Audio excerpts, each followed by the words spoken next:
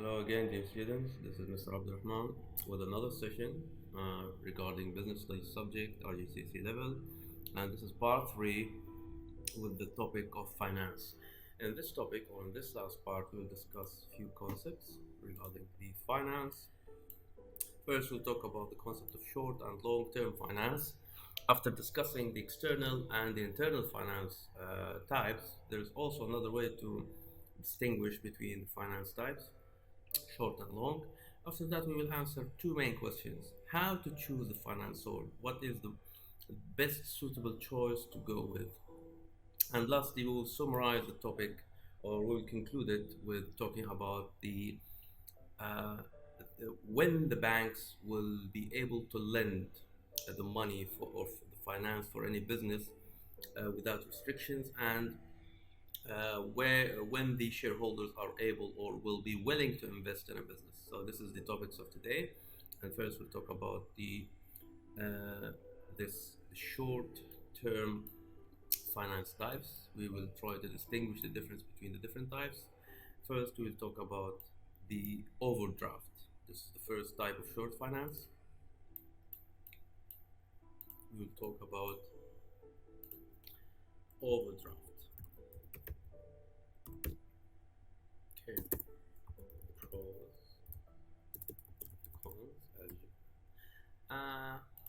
The short-term finance, as we defined it before, if you remember, we said that it's a type of finance that is providing the day-to-day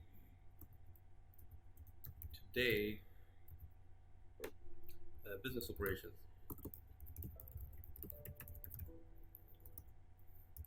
It's not talking about something with a long term. So the day-by-day activities is financed by this method or this short-term concept. Um, Things like, for example, wages or filling the credit card for mobiles of administration workers, that kind of things. Okay.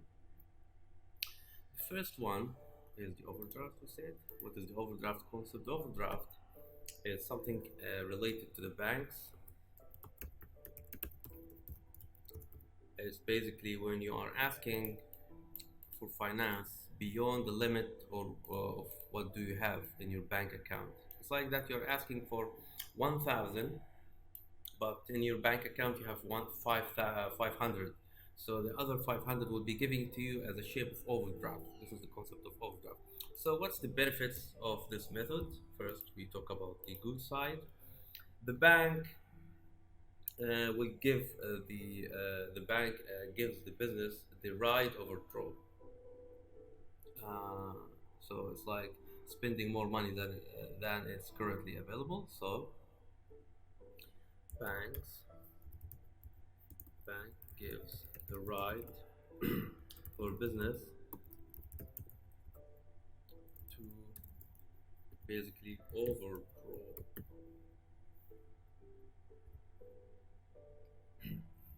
its bank account, and we said that this is referring to spending more than is there. This is the meaning of it. This is the first point to mention here.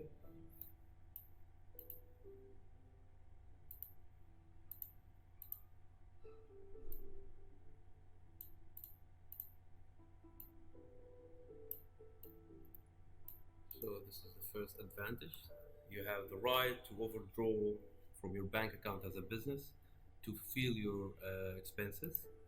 The second advantage of this type or this method of short-term finance is that the finance will be able to pay the wages or to the suppliers, but it's something that cannot be done indefinitely. It means that it will be done for a limited time. You cannot do that and count on it all the time. There's limitations. So a firm can use it to pay wages, to pay wages, but not indefinitely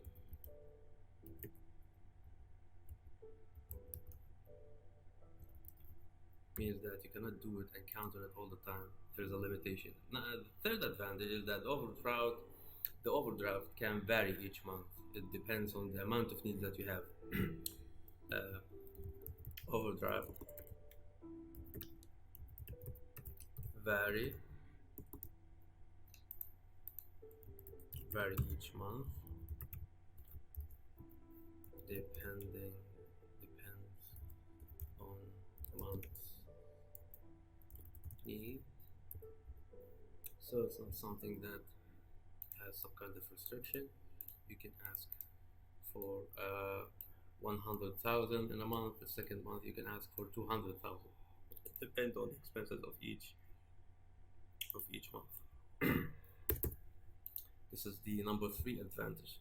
There's two other advantages to be discussed. Um, and as I said, this is considered as a flexible borrowing. We refer to it as flexible borrowing.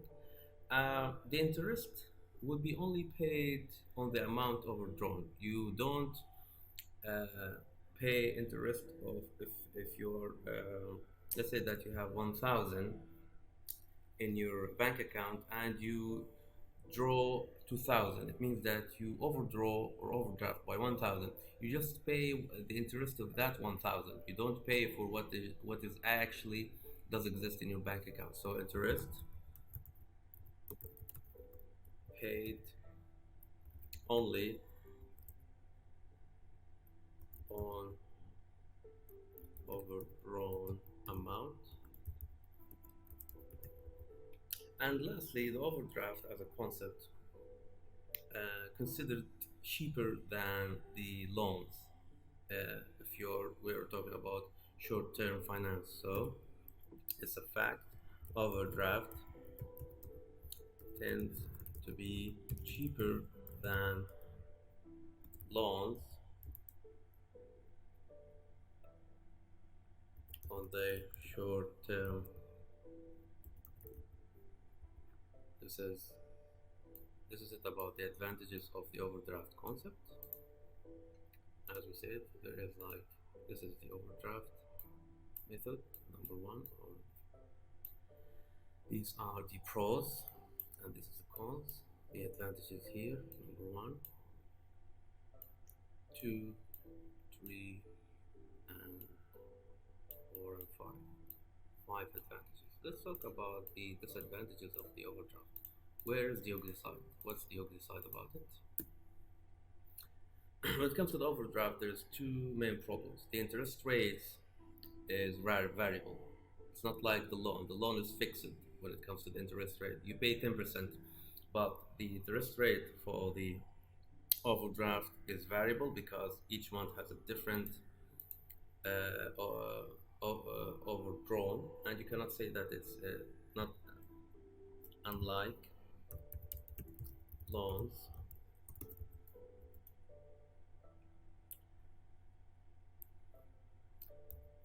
Overdraft is variable or overdrawn amount is variable. This is the disadvantage number one. And also the second point, or the second negative point, that the bank can ask for the overdraft to be repaid at a very short notice. It's not like the loans. Sometimes they will ask you to pay after a few days. So bank can ask to repay amount overdraft at short notice. This is why it's not ideal if you are unable to provide finance in a short amount of time. So these are the disadvantages of the overdraft. This is the first type. Let's go to the another short-term finance method. We'll talk about the concept of Trade credit, trading credit,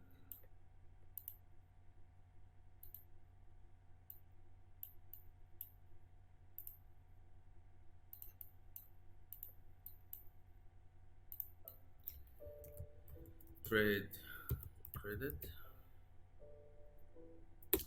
Trade credit is talking about delay in payment to your suppliers of a business. Let's say that you're taking some kind of raw materials for a business, for a supplier, and you don't pay immediately. You have some kind of delay to pay for that. So it's some sort of delayed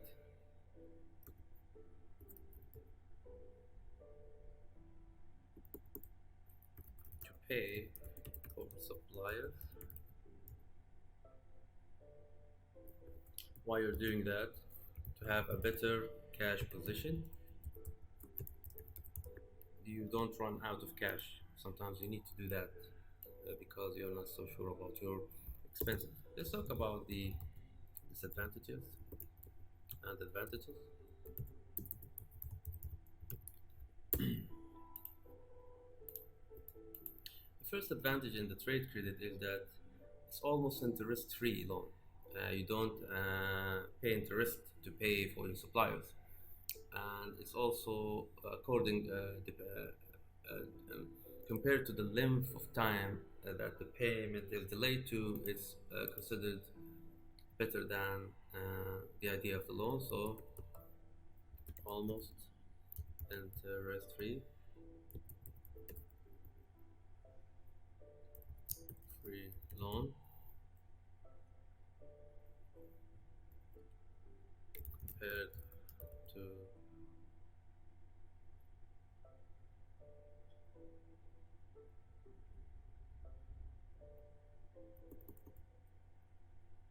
compared to lend to delayed. So it's something compared to the loan is it's compared to the loan that it's like a loan, but there is no interest over it, and it has a decent period of time to be delayed. The only disadvantage of this method or this type of finance is that sometimes the suppliers refuse to give you discounts in the future or in your next. They will refuse to give you a discount if you're gonna delay in payment, or maybe they will refuse to supply any more goods in the future. So suppliers may refuse to give discount or refuse to supply more goods to you. This is the disadvantage about this second method. So this is method number one. This is method number two. For the second type of short-term finance. This is the cons and this is the pros, two of them. Let's jump to the third short-term finance.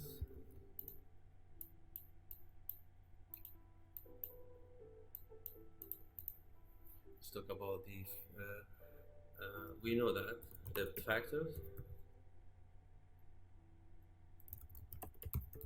Debt factors, we said that there are people, some kind of agencies that they will take uh, your the debt that owned by a customer to a business to represent the firm and that to retain that payment, retain that debt, and they benefit from taking a percentage of that payment. So the debt factor is discussed in as a type of external finance previously, and you know about it.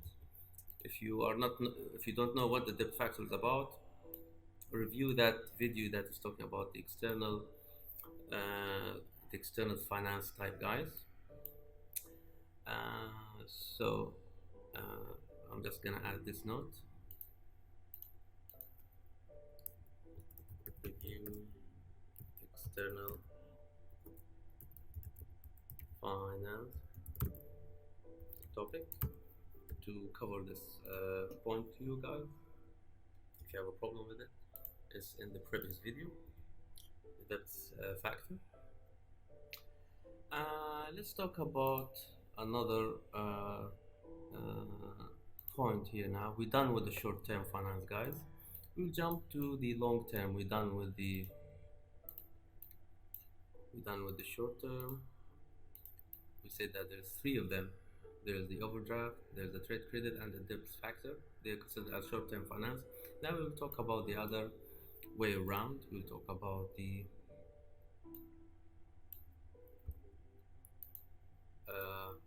long-term finance. There's like three of them, I think, if I remember. There's the bank loans, there's the hire purchase, leasing. We'll talk about each one of them step by step. First, we'll talk about the bank accounts. Something we discussed before, but we will do some notes here.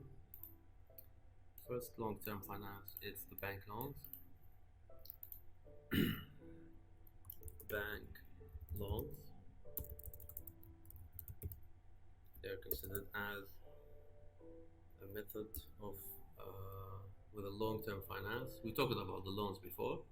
We're just gonna add one thing about them to just discuss them. It's some kind of the bank loans is payable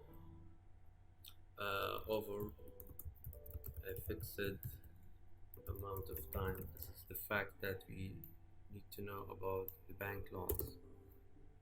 So as for the disadvantages or the cons, I'm gonna add some note here. Same cons and the same pros and cons.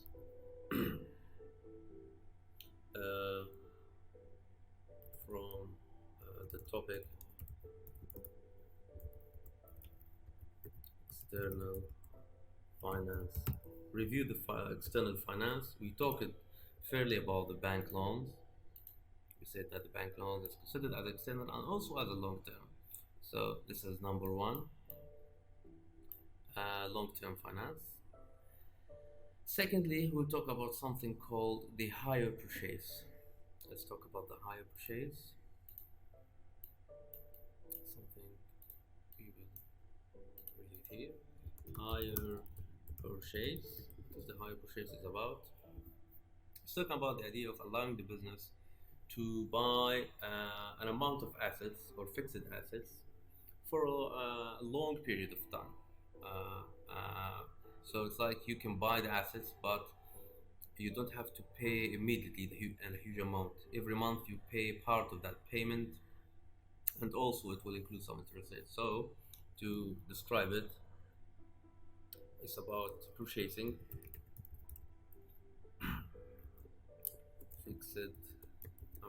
fixed amount of assets over a long period of time with monthly payment, with small monthly payment.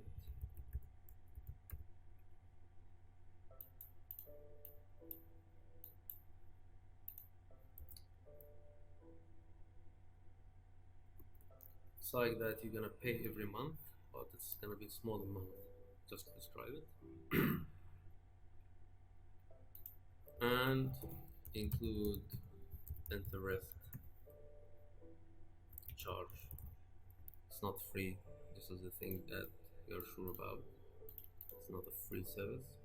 So the lender or for these assets or the seller for these assets will ask for to pay part of the total amount every month beside an interest charge. The only advantage of this point or this method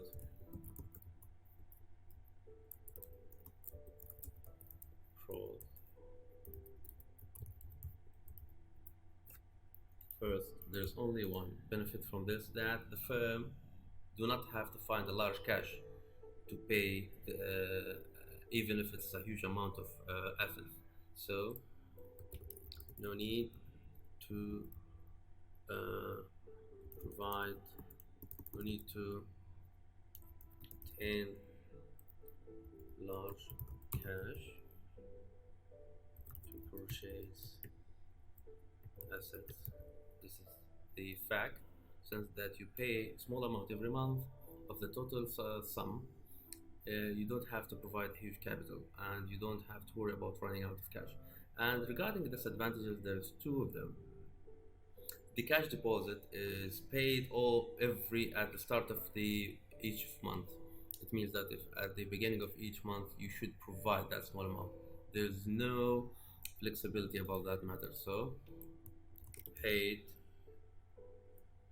or cash deposit paid at beginning of each month. This is something needed in this middle. And the second disadvantage is that the interest payment can be very high. High interest payment compared to other methods. High interest payments. So this is about the method, or the third method of long-term finance, or the second one, the higher purchase. We have one advantage, we have two disadvantages.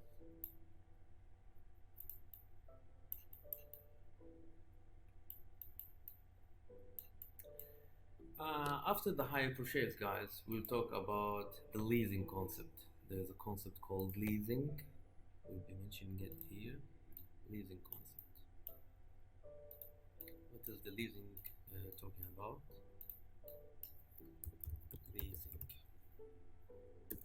Leasing mainly, guys, about that you will buy some kind you will get some assets from a leasing company. It's called leasing company, and basically you will use that asset for your benefit as part of your finance for the business.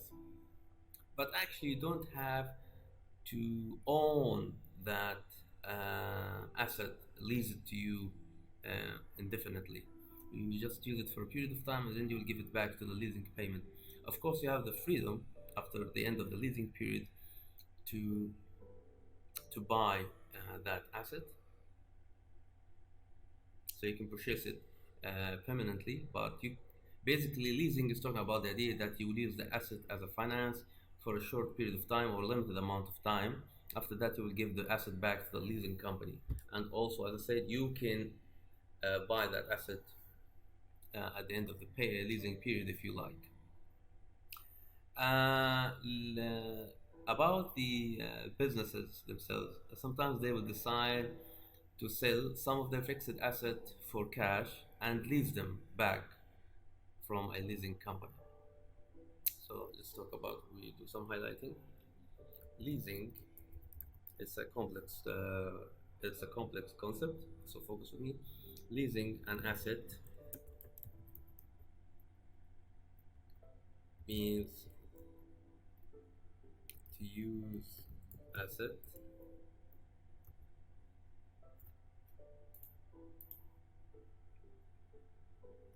but not needed to purchase it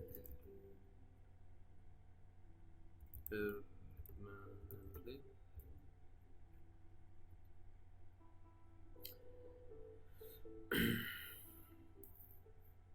From a leasing company. The companies that provide that, we call them leasing companies.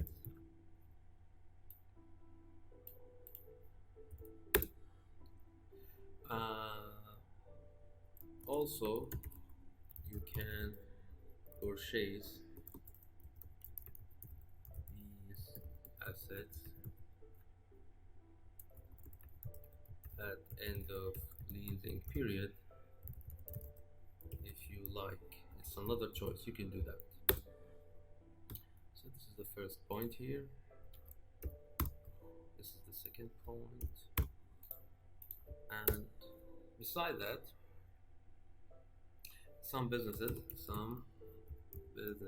even you, if you want to business, some businesses sell some of their fixed asset to leasing companies. Why they do that? Because they will get cash for that to gain, to to collect cash in a fast way. And we refer to this concept of selling your fixed asset to a leasing company as leasing back. Leasing back.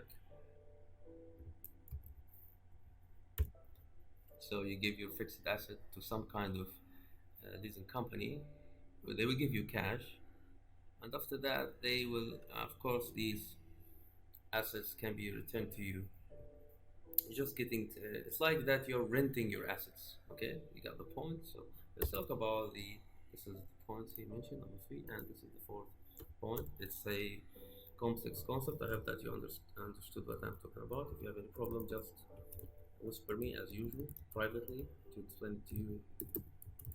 So let's talk about the advantages and disadvantages of this concept.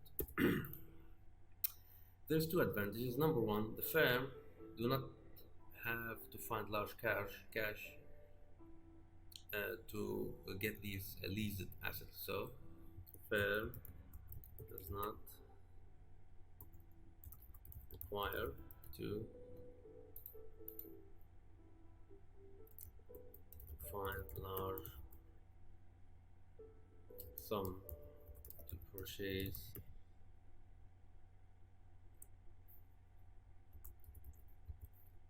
leased assets. You don't have to find huge amount of money because leasing fee is not that expensive. The second advantage, the maintenance or the care of these assets will be managed by the lease company. So second advantage, leasing companies handle the maintenance or care of these assets.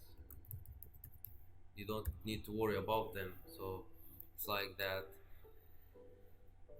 any kind of support will be provided by the leasing companies for these assets.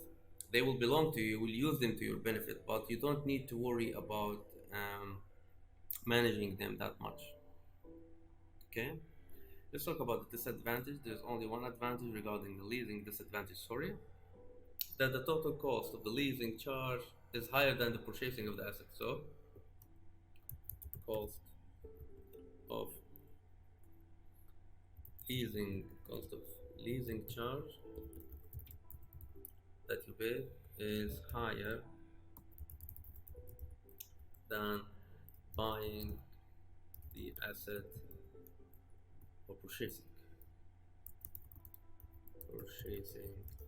asset itself. This is the funny thing about it. Sometimes the charge of leasing is higher than the asset, buying the asset itself. This is about the leasing concept, guys. So this is the number 3, third long-term finance method. Number 3, sorry, I'm gonna change color. Leasing. We have a few points here to explain the concept.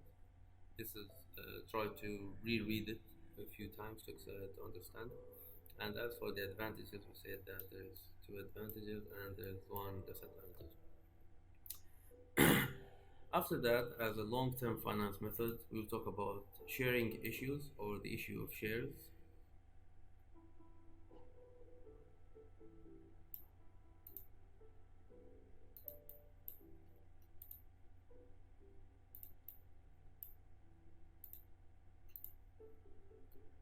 Number 4.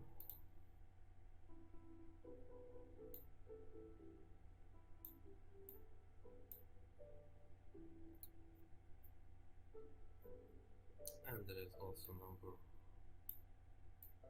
5 after that, and there is number 6. I'm just preparing the arrows. So let's talk about, we mentioned this point, we're not going to talk about it that much, but issues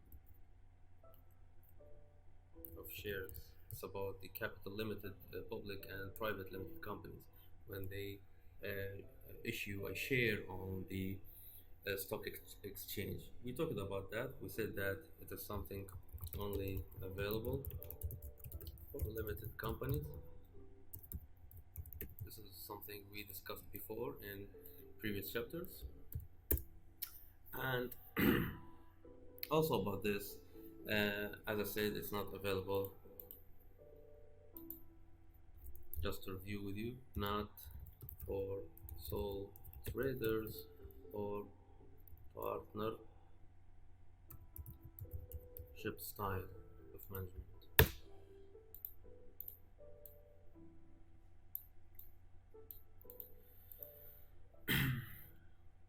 And sole traders and partnership to benefit from issue sharing or the concept of shares, they can turn their company into limited company if they want at any point. And we refer to the shares. Shares referred to as sometimes we call them equities. Sometimes, so this terminology referring to the shares, we refer to them as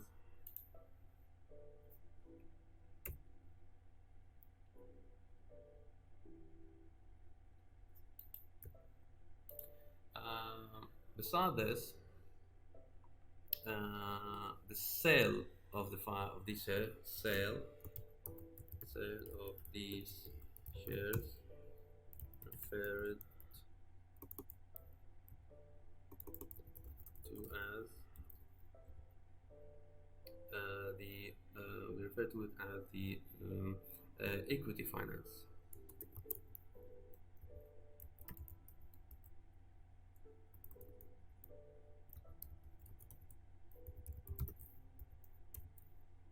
So these are concepts here.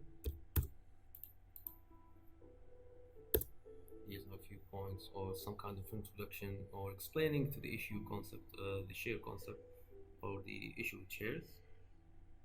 And we say that the public limited, they can do that, and also they can even sell large number of shares to the general, and these new issues can raise some large sum. So public limited companies can sell large number of shares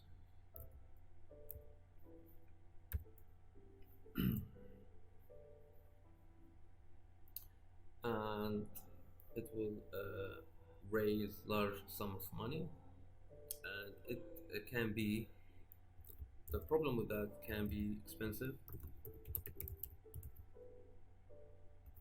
to advertise or to manage, organize. These shares, when they are issued in the stock exchange, they are hard or expensive to advertise or organize for. They will cost money. It's like they cost much to issue. But as I said, enable them to access huge capital if these issues, these shares, issued shares, getting sold. It's a main way to raise capital for limited company, or we call them, if you remember, PLC.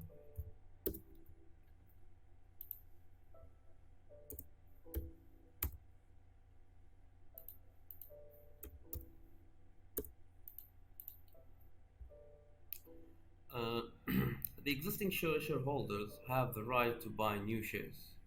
The existing shareholders, they can buy from another shareholder in a proportion to their current holders. So this is one of the things that why they do that, to avoid losing control or the balance of the ownership. Existing shareholders can have the right to buy new shares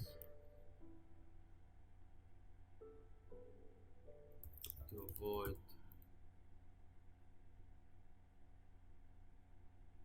changing balance of ownership.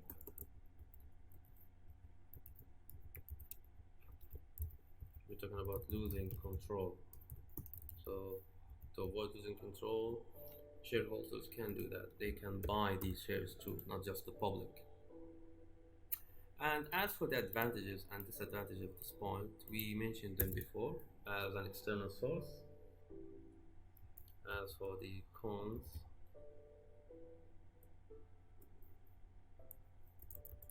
pros and cons, say discuss it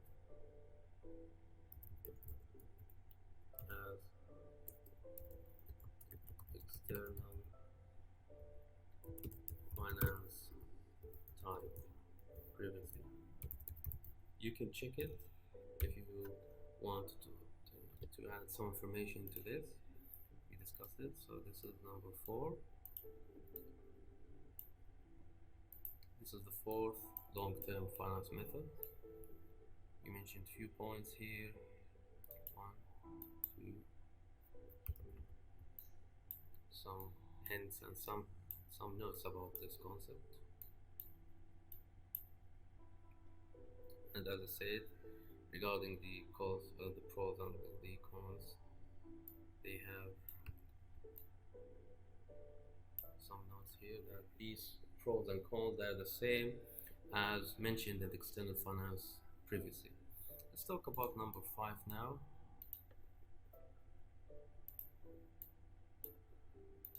Number 5.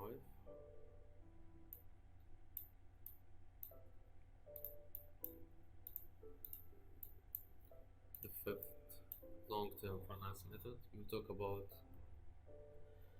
the concept of long-term loans,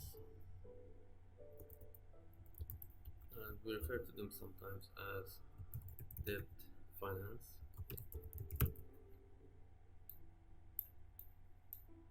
This is different from the normal loans for banks, but the loans are different from the share of the capital. They're different from share capital. Why is that? How we will add some notes here about them as long terms. Interest of these loans must paid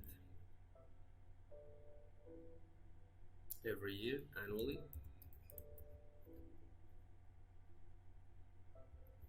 But dividends of the shareholders do not have to be paid.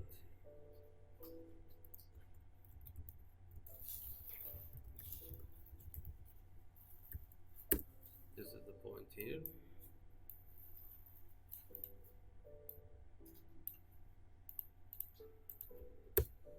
So interest of the long-term loans must be paid annually, while the dividends do not have to be paid annually. So just to distinguish this, long-term differ from share capital as following. The interest of a long-term paid annually, dividends don't have to be paid annually. It can be flexible regarding that. Also, the loan interest is paid before the tax. Interest paid before tax.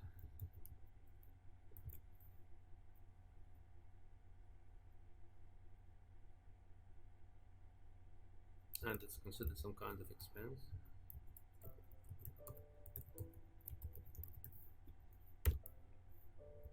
This is the second point to make a difference, distinguish between the share capital and the long-term loan. Beside that, these loans must be repaid because must repaid.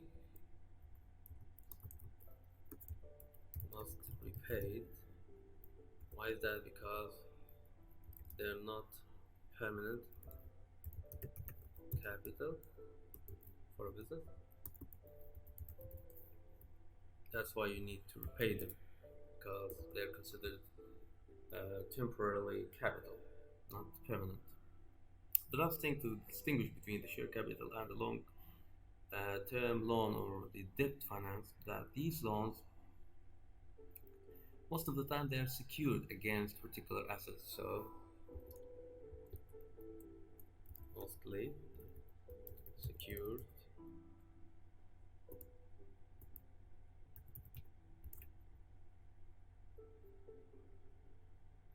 against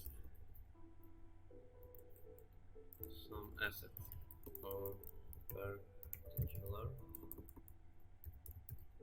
assets. It means that, let's say that you cannot repay the debt. You will say that they will take my house or take my factory or whatever it is, but some assets can be prevented from that or will be secured from these loans. As for the advantages and disadvantages of the debt finance, they are discussed before under the loan concept. So as for the pros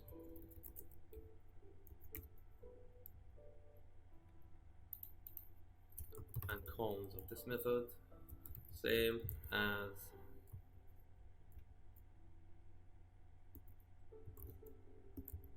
loan, discuss it at external finance before. So this is what you need to know.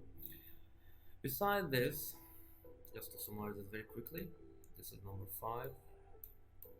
It's some sort of loan, but we call it debt finance. It's somehow slightly different. So this is few points here to explain the debt finance. And as I say, the cons and pros of this method, they are the same as the concept of the discussed in the external finance topic. As for number 6, guys, number 6, we're not gonna mention it, not gonna talk deeply about it. It's just talking about the concept of the debenture. Debenture is some sort of certificates that can be can be bought to finance the business.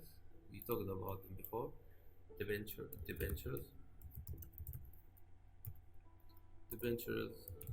can be reviewed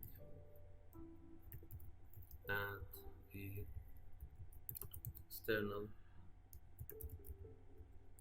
finance topic. Just review the last video to understand the debentures. Debentures is also can be external at the same time a long-term finance method. This is number 5. So that's just to look at it from. This is about the short term. As for the long term, we said that we have the bank loans, we have the hire purchase method, we have the leasing method as a long-term finance method, and number 4, the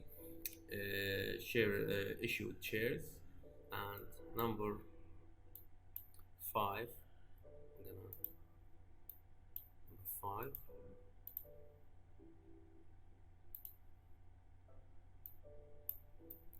the concept of long or the debt finance, and the debenture is going to be the 6th long-term finance method. So 6 for external, and there's like 3 for short terms. I hope that is making it clear for you.